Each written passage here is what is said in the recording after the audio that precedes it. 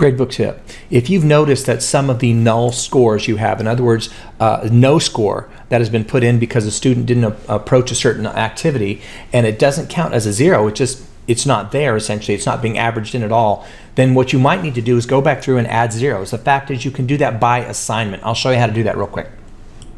So I'll come up here and I'll click the gear icon, of course. I'll go into Gradebook Setup. Then once I'm in Setup, I can go to View, and I'll point out that there's a way to view this where you're not seeing the entire class, but rather you're seeing a single view. So you're going to see a single student or a single activity. So I'll go here, and then I'm going to choose a single activity.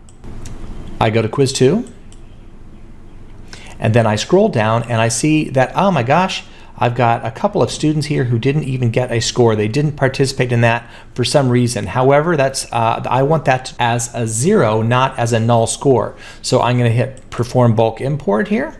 And for empty grades, I would like to insert the value of 0. And I hit Save. Continue.